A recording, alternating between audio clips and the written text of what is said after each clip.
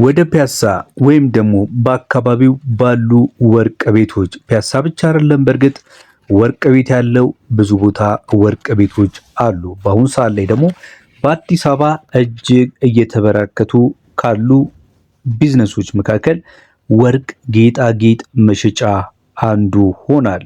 እውነት ነው ወይ? ትልቅ ኢንቨስትመንት ነው ወይ ከተባለ ጥያቄው ምንም የሚያቅማማ መልስ የለውም። እውነት ነው። ወርቅ መግዛት በዚህ ሰዓት ላይ ሁሉም ምርጫው ስለሆነ ብዙ ሱቆችና ብዙ ኢንዱስትሪዎች ወደ ዘርፉ መቀላቀላቸው ምንም የሚያጠያይቅ ነገር አይደለም። አምኖበት ነው፣ ዘርፉም የሚያስኬድ ነው ማለት ያስደፍራል።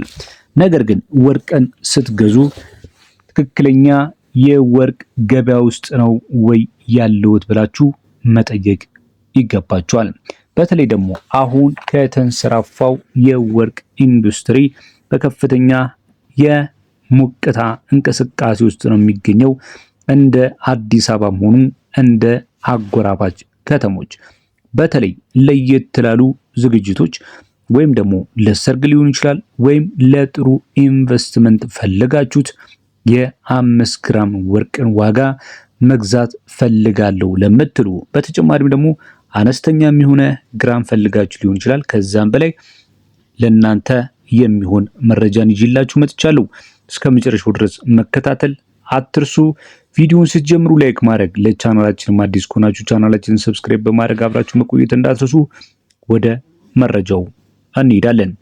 የ5 ግራም ወርቅ ስንት ደረሰ የሚለውን ከመመልከታችን በፊት ዛሬ አዲስ ለሆኑ ቤተሰቦቻችን ስለ ወርቅ አንዳንድ ወሳኝ የሆኑ ነገሮችን ልንገራችሁ። ብዙ ጊዜ በዚህ ቻናል ላይ በተለይ የምትከታተሉን ቤተሰቦቻችን እንደዚህ አይነት ድግግሞሽን መቼም እንደማትሰለችው ተስፋ እናደርጋለን።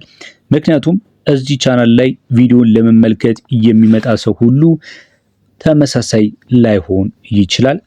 ማወቅ ያለበትን ወሳኝ ነጥብ ማሳወቅ አለብን ብለን ስለምናምን ሰዎች እንዳይሸወዱ፣ ሰዎች ላልተፈለገ ወጪ እንዳይዳረጉ የበኩላችንን ከመወጣት አንጻር መሆኑን ተረዱ። በተደጋጋሚ ስለ ወርቅ ማወቅ ያለባችሁ ነገሮች እንደዚህ ነጥቦች እያልን ስናነሳ ያው ደጋገምክ ልትሉ ትችላላችሁ። ነገር ግን እናንተ የወርቁን ዋጋ ብቻ የምትፈልጉ ከሆነ መጨረሻ አካባቢ ላይ እነግራችኋለሁ። አይ መጀመሪያ ንገረን የምትሉኝ ከሆነ ደግሞ ኮመንት ላይ አሳውቁን። ነገር ግን ወርቅ ዋጋውን ብቻ ሰምቶና ገምቶ መግዛት ትክክል ነው ብዬ አላስብም። ለምንድነው? ምክንያታዊ ወርቅ ዋጋው ብቻ ሳይሆን ማወቅ ስላለብን ነገር፣ ስለ ክፍያው፣ ስለ ዲዛይኑ፣ ስለ ካራቶች ወይም ደግሞ ወርቅን በምትገዙበትም ሰዓት በነገራችን ላይ ወርቅ ለሚገዛ ሰው ብቻ ሲሆን ይህ መረጃ ወርቅንም ለሚሸጥ ሰው እንዲጠቅም አድርገን ነው እየሰራን የምንገኘው። ምክንያቱም አንደኛ ቢዝነሱ በጣም ሰፊ ነው። ሁለተኛ ነገር ደግሞ ምናልባት እድሉ ቀንቶት ወይም ደግሞ በሙያው በቀላሉ የሚያስፈልገውን ዕውቀት ለማግኘት በተለያየ ሁኔታ ላይ ያለመመቸት ላለው ሰው እንደዚህ አይነት መረጃዎች ጠቃሚ ናቸው ብለን እናስባለን። ዋጋውን ብቻ ሳይሆን ተጨማሪ ሆኑ መረጃዎችን እንዲሁም ደግሞ ዕውቀት የሚሰጡ ጥቆማዎችንም መስማት ምንም ጉዳት የለውም። ስለዚህ ከዛ አንፃር እናንተም በትዕግስት እነዚህ አይነት ነገሮችን ብታውቁ ስለማይጎዳችሁ እንድትሰሙት በማክበር እንጠይቃለን። መጀመሪያ ግን ዋጋውን ከመንገሬ በፊት የ5 ግራም ወርቅ በዚህ ያህል ነው አሁን ላይ እየተሸጠ የሚገኘው ከማለቴ በፊት ካራቶችን ልንገራችሁ። ብዙ አይነት ካራቶች አሉ። በተለይ የጥሬ ወርቅ ዋጋን መረጃን ስሰራላችሁ ከ11 እና ከ10 ያላነሱ የተለያዩ የወርቅ ካራቶችን እናንተ ታውቃችኋላችሁ። በተለይ ደግሞ የተለመዱ የወርቅ አይነቶች አሉ፣ እንዲሁም ደግሞ ያልተለመዱ የወርቅ አይነቶች አሉ። የተለመዱ የሚባሉት እንግዲህ ብዙ ደንበኞችና ብዙ ፈላጊ ስላላቸው ናቸው። ነገር ግን ደግሞ ብዙም አልተለመዱና ብዙም ኢንዱስትሪ ላይ በፍላጎት ማነስ ምክንያት በብዛት የሌሉ የወርቅ አይነቶች እንዳሉ ታውቃላችሁ። ዛሬ ይዤላችሁ የመጣሁት የ5 ግራም የ21 ካራትን ነው የምነግራችሁ። ምን ማድረግ አለብን ይህንን የ5 ግራም ወርቅ ለመግዛት ካላችሁኝ፣ መጀመሪያ ካራቱን ማረጋገጥ አለባችሁ። የምትገዙት የ21 ካራት መሆኑን አለመሆኑን ማረጋገጥ። እንዴት ካላችሁን ደግሞ በምትገዙበት ሰዓት ላይ በውስጠኛው ክፍል ላይ የካራት ደረጃው ይጻፋል። በአይናችሁ አልታይ ካለ እዛው የምትገዙበት ወርቅ ቤት ትክክለኛ የተቀረጸ 21K የሚል ወይም ደግሞ 875 የሚል ምልክት እንዳለው ማረጋገጥ ትችላላችሁ ማለት ነው። ቀጣይስ ስቴፑ ምንድነው ካላችሁ ደግሞ የስራ ውድነት ላይ መደራደር አለባችሁ። የሰራተኛውን የዲዛይን ለወጣበት ክፍያ ማለት ነው። የወርቅ ዋጋ እንግዲህ በግራም ከተሰላ በኋላ የዲዛይኑ አሰራር ክፍያ ይጨምራል። እዚህ ቦታ ላይ መደራደር፣ ጥሩ ቅናሽ ማግኘት ትችላላችሁ። ነገር ግን ጥሩ ተደራዳሪ መሆን እስከቻላችሁ ብቻ ነው። ነገር ግን እነሱ የሰጣችሁን ዋጋ ይዛችሁ የምትሄዱ ከሆነ ያው በዋጋ ተሸንፋችኋል ማለት ነው። ወርቅ ሻጩ ደግሞ በደንብ ያተርፍባችኋል ማለት ነው። በተጨማሪም ደግሞ በእለቱ በትክክለኛ ድርድርና በትክክለኛ ካራት ትክክለኛ ወርቅ ከገዛችሁ በኋላ ደግሞ ሌላው የምነግራችሁ ነገር ህጋዊ ደረሰኝ ተቀበሉ።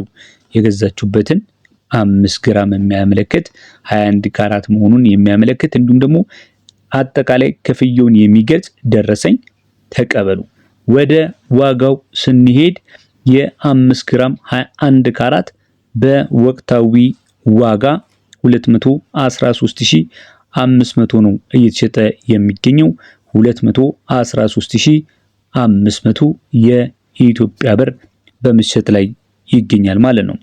እንግዲህ አሁን ላይ በተለይ ደግሞ የጥሬ ወርቅ ዋጋ ትንሽ ከፍ ማለት አዝማሚያ ተስተውሎበታል። ምናልባት አንዳንድ በመካከለኛው ምስራቅ እንዲሁም ደግሞ በተለያዩ ቦታዎች የሚገኝ የፖለቲካል የኢኮኖሚካል የሆኑ ነገሮች እንደዚህ አይነት የዋጋን አንዳንዴ መዋዠቅ ከፍና ዝቅ ማድረግ ሊያጋጥም ስለሚችል እንግዲህ በጣም በሚጨምርበት ሰዓት ላይ መታገስ፣ ዝቅ ይላል ብሎ ማለት ነው። በጣም ባልታሰበ መልኩ ደግሞ ዝቅ ሲል ደግሞ ግድ የለም ትንሽ መጠበቅን የመሰለ ነገር የለም ማለት ነው። ገበያውን እንግዲህ አንዴ ቆም እያልን አንዴም በተለያየ ሁኔታ መመልከቱ እጅግ በጣም ወሳኝነት አለው። በተለይ ለእንደዚህ አይነት ዕለታዊ የወርቅ ዋጋዎችና ጠቃሚ የሆኑ ከወርቅና ከምንዛሬ ጋር የተያዙ መረጃዎችን ስትፈልጉ ቻናላችንን ተቀዳሚ ምርጫ ማድረግ አትርሱ። በአሁን ሰዓት ወርቅ መግዛት ነው መሸጥ የተሻለ ኢንቨስትመንት የትኛው ይመስላችኋል? በፒያሳ እንዲሁም ደግሞ በአካባቢው የወርቅ ገበያ ያላችሁ ልምድ ምናልባት ከኔም በተሻለ መረጃ ያላችሁ እስቲ ኮመንት ላይ አካፍሉን። የመረጃም ጥሩ ነው ለወዳጅ ለዘመድ ለቤተሰብ ለጓደኛ ጠቃሚ ሆኖ አግኝቻለሁም ካሉም ሼር በማድረግ ማጋራት አትርሱ። ቪዲዮን ላይክ ማድረጋችሁን እርግጠኞች ሁኑ። በሌላ ቪዲዮ እስከምንገናኝ አዲስ ከሆናችሁ ለቻናላችንን ሰብስክራይብ በማድረግ ቆዩን። መልካም ጊዜ